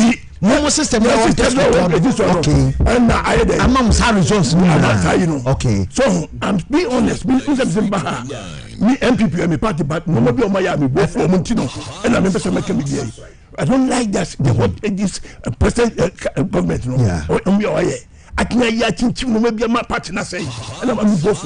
Me and you pinning my back. But I'm angry about what they have done. So, but no cry your heart, man. That's right. It's a time when before yes, I know. I did a boy, you know. I feel me quite quite events of my FF. So, and this for now, want to be yay or there. We are there because he court no 2013. Yes. Or my chair said we win the election at the police station. And then before someone could come to I'm afraid I'm a past 6. Saturday letter commission. Yeah. And when we can NPP win at the IUB. Oh, let us be honest and truthful. What happened? Because NPP were able to collate their results well, they followed their system, and then they won. In the time of Charlotte say, NPP won. And they had 169 constituencies. That's a majority. Yeah. No, President Kufuor said they are winning over 1 million. They didn't see that. How was Charlotte going to change figures in favor of NDC? It couldn't happen. So they declare Kufuor winner. Okay. Then we come to 2020. Years right, before year 2020. Yeah. We didn't tell NPP Lutu say, you know. There be. He told me to say, my fault. I think. Satan man no ye binchi part mo apel don't be leader. Ye pe way on. Na Kufuor march a gang up against certain people in the party say ye man ko we ala ye man nye huda. Ni ye me ti na so ho na me catch na say Kufuor dey mo plan no. Anya dia o ma plan say na dey mo ina firi mo. Say am say ala. This baby penimu bi Cameroon ni teams eh. Na sala mo ya there. Wo Kufuor da wo we call Congress 2007 where no 50 plus 1. Now la hand them out no dey mo plan ti ala ni. Eti me catch no for no mo yin ni so hwe. Ye ko nyina ma dwene me mienu say enya dia in 2020 elections 2020 na ho no start ta mu da bole kai no wa uni Kufuor afa ni you afrim na we mention you gbofo you afrim no me yes I for grassroots no ebufu party no most of them didn't vote me ukokumasia in 2020 elections most of them didn't vote. Okay. Most of them didn't vote because they were angry but the hot save NPP was that na Kufuor the popularity no it was still there. Na Kufuor the popularity no it was certain areas. The book about say yeah constituency no na NDC winning parliament no but the presidential and but all this no it's so bad almost half 500,000 yeah. And the NDC capture about 30 seats. No was a fire. And the other NDC one can say yeah mama yes I don't know I don't want to be I'm more MPP anya majority of the seats NDC winning. It is a simple logic. And the yes MPP lost almost nearly lost the parliamentary. So I call them yes I want to be in the year Dwene yen penono Formina MP no. Yeah. Oh yeah. Se de muni na ka mo. Ka we ona ke NPP ka musika. Ka mo ka ye MPC President Kufuor. Oh NPP on share NPP misa party no. They don't learn on penny for they don't learn. Oh yeah ni play no ten who no party no. Say impossible ye be impossible especially beyond this Kufuor's era. It is very bad. And my own also said and this was BM and it's for they don't have any problem only problem but what part of me keti attention because me catch this in business and the me no for so be any so me kasama MPP yes and me kasama NDC but no credit maker okay say MPP for to be trans 2016 it me we need election free from some dia then I must be say any day any power no free so who ni power we 50,000 bi it costs for a lot na yeah me no ka say me biometric na biometric ni po unu no wu a e be no to ba ana wu na wusu u ko to ba wie se me ni ko to die wie na me ko to die wie ya ko ba bia ya se ko so e be se ya to ba how are we going to be able to add more se bia o ka jam se bia mass transfer se bia collect high constituency high ododo yeah na bia ododo MP for say o see transfer enipa 1,000 yeah then it's a genuine concern okay na bia ba ka say enipa 3 bi ha o di ni mo we last time make na NDC no me here o say me can be my MPP I'm not speaking for MPP yeah friends movement for she say yeah party yeah candidate presidential candidate we independent yeah idinachi she say e be to aba na she me ko gina ododo ha yes ayibia and a police station bia na me gina ha e be dey na NDP for MPP for abe chro ade atem abe chro nine se be na me for go school me go school se be like the minifa I will not sit down there and allow MPP to write and change and give it to me 7 minutes sign. I have to be vigilant. Okay. And this issue stop it and be vigilant. Oh dear. Electoral Commission can be. Yes. Electoral Commission, they can never kill election. But they think MPP you will be in opposition. Yeah, then you do me, I do. One is time, no. Once they now on the day because on the non democratic. Okay. On the we have been government. It was to be on Pesamica. Okay. Maybe some make democracy in this fourth of November. Tell me the free president for time. And true first day reflection democracy. And no crying President Mr. Mel Subai as a democracy. President Mahama Subai as a democracy. The no good for the President Gufar democracy. We are looking for another democratic leader. But media Ghana for Munti Mrs. Party in the microphone. Don't vote for them. Don't vote for them. Never say go away for the first time. Let us reject them. No one say now, Accra boy last week, over Monday, over Tuesday, we are on baby a yoke office one. Then Crawford John nice office, Nintawaku Sitema station, and we are getting our pavement. Look at that. And you're back up. Look at that. Yeah. Also, the make sure say, parties move power, number papa, anything. Maybe about one idea by the honey at 12 the 10 point of about how to stop galamsey. Yaba, Alan Yaba. Oh, yeah, only better. As so, on by you, because of the Yaba. Alan, at 10 pointer, the bed just right there. Stop galamsey. Alan Yaba. Now, we are talking about myself, the president, we're gonna have here. Next, all teach you that still I galamsey. Send and go for Tikon Tonoma, Chrome Street, a crowd for Chroma. Now, we see as I talk about one damage just here. Also by the same time, no signet here. It's me a penny power, but change out 2 things now. I have mine. Yeah, but I say 93.9 FM. So, yeah, the way they be chat to. Now, the Aquaban say, yeah, Baba 12 and Crow 4 years ago, can you abano and halt galamsey. But from all indications, now the abana and say, P. So fight to be a galamsey beer. Say, 2 about you fine, umbe. This is Dr. Fie. Efidiase Asokore MP emphatically say Obien Woko stop Obia in Galamsey fight. Yes, stop you amuna. Yes, stop you amutina. Now I'm a form with TV for na ko. Now I'm one crop for ka and a Galamsey Now Galamsey yetu no Accra. In so no Accra. Amomba Kumasi made demonstration and come yesterday. Abrani who said we are winning the seats in the mining areas, so they decided to go and import foreigners. No one know about no man can't show say munko in real no munko to go do or say munko so no munko to. No more refi mo na the whole year. In so I a problem that. And you one man here na started.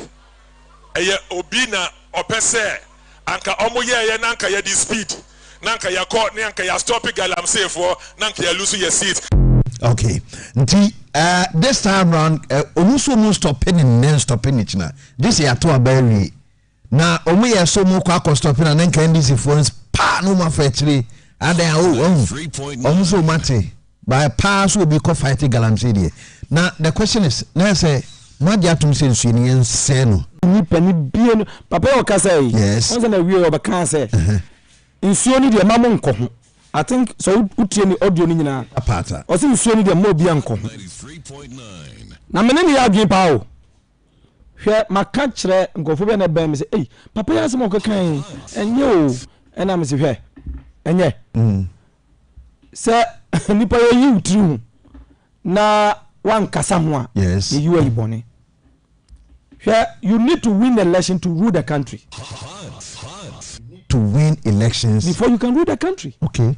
So if you have any wisdom, whatever, since I mean Penny Oka say, the Oka say or person Allah be the president. Yeah. Which is impossible by the grace of God. Now, Sep Allah, Allah and to me win election where you better not be a president. On to me. So Nyan say when it trimini no on to me family win on to me family rule country no. Ebesha no. I just say you decide say oh tell me obekwa ban in China obekwa baby akotufo. 2 things, NDC or MPP, one of them will win this election. Okay.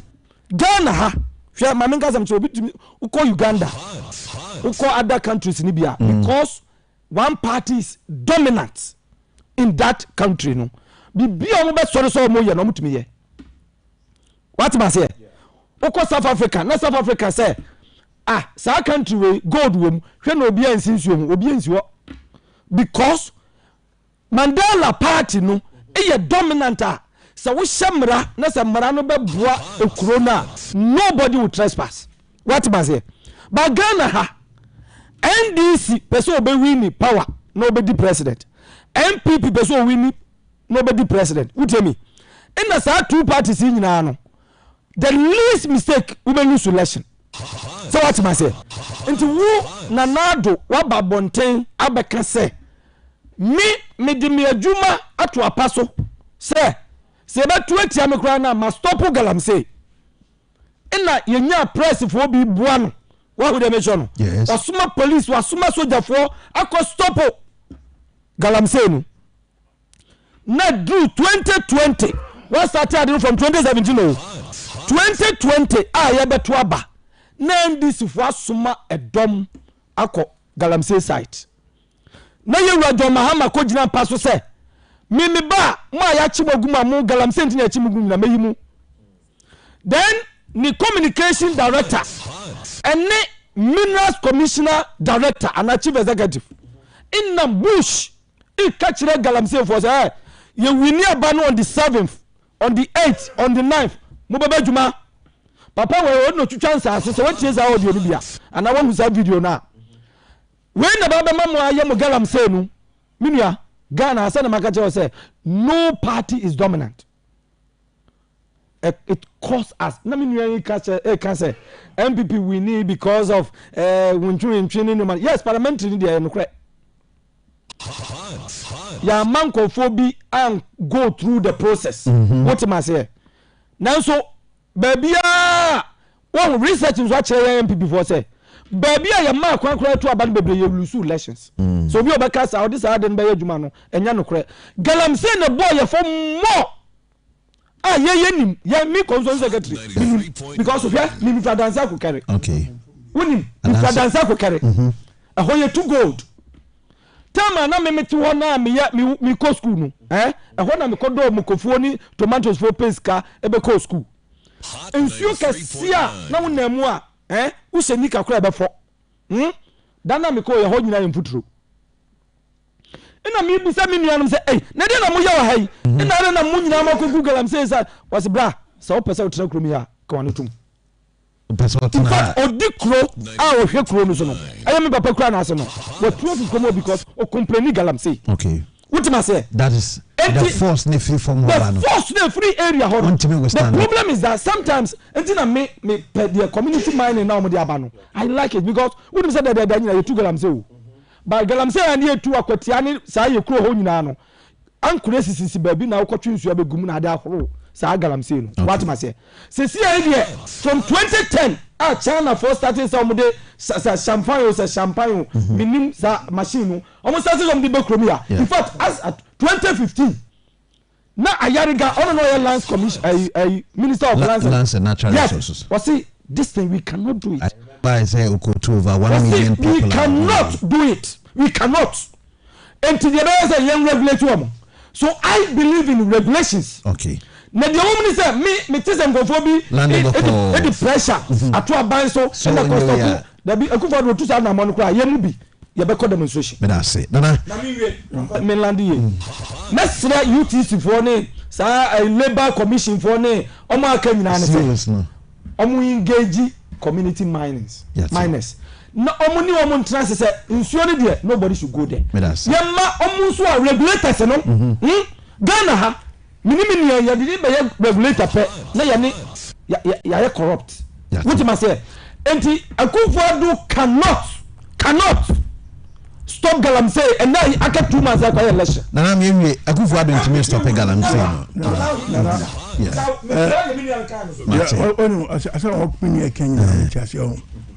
galamsey no I will not put blame entirely on this particular MPP government okay I come to live with us for a long time.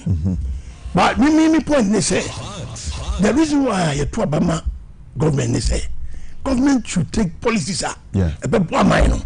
It is oh can say you to Obama na obese still win power until aje bi nyana untimi kadia.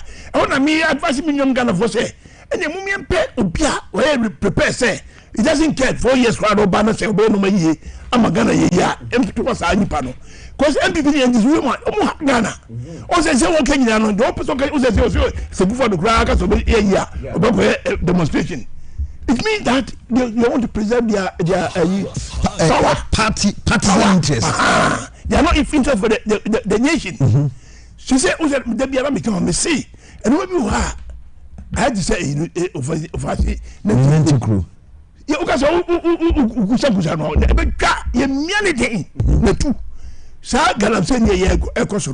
was so happy. Say, Brother Akufu say. The officer there atoso check out me the officer to see your pa no ya come second but me am kan ke is the man to be what to feel to so me ba want me fan to so say the mahama no so fa chire e ko jema bi say ono ba no de be ma obi amnesty na say sata mo na o kasan because na o fan to so ye na agija na ye ti say asa obetunya so me parce que the next form ça me see me Akufu yes me fight Galamsey oh Ghana me see me fight president Galamsey kama ma ko bisu ko zo jonzo beka ana je chi ni pa bi ko prison ana ye chi bi ye chi mo wo Ghana so ye chi o ye ji chi o machine no ye ko ma soja fo ko si soja fo ana chala fo na chi o ni poto mo ko ye ana fi hu se so ra ni tia ana mo e da honya ofi sa ofi ya e da we mi krom na start ofin that be nitiro eda ye krom eda mampo bomo okay the scap and na mo sabe for bonim sabe for dew sabe tu jamasi jamasi and the bipoa upa bako sa da ko ameko jamasi bako sa ofin ni le hono bako se bia bro ne ya kwa ko si barakese hono sa emi mo ye dam nsuo na ye checha no edi dam ye mako se bia bro ne ya ko na chi sei ako free baby eko Jacob side hono na mu eko pedungwa hono na ko sawo be no ho de na say do eko de ka ho de ne ya eko ye hono mba so ma be bi fun de Galamsey e jama say chesi wo mo ye chesi o mu gane that's right ye isu en me mo be say mo bodam so you me catch you say president who be president don't only think about party okay think about the nation okay then go for the obey no me don't be support to power because na me oyi bi say oyi a we first we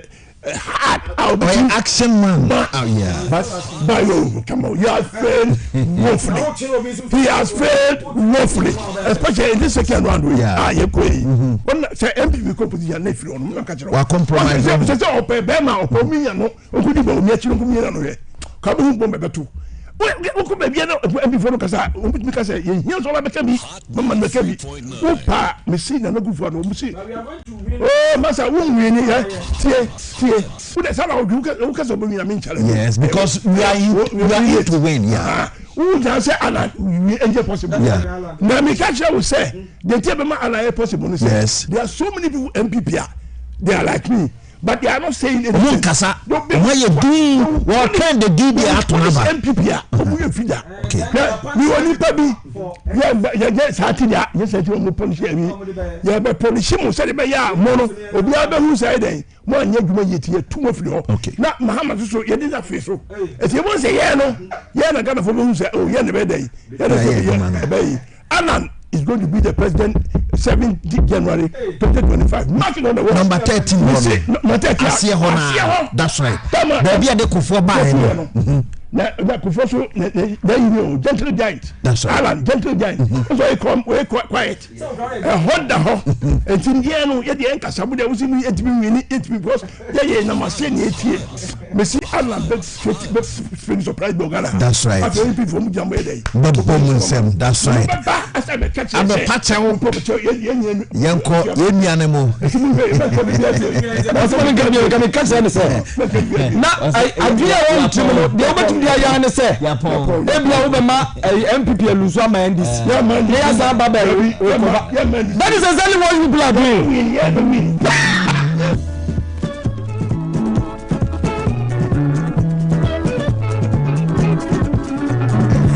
abusanfo mfanche ne de ntimi afa course no Hot 93.9 FM so Biom so Kwabna Ochrakosa we member movement for change almost say Uralan Kodu chairman election 2024 no mo de ne ko GTP I say eno na adwunu ben eno ne mu do ono ne de man ne hye no betumi asesa man na mana ye krabe hwe ewie Urakobna Ochrakosa ne gina mu de ma o sanso so and a presiding member I also North constituency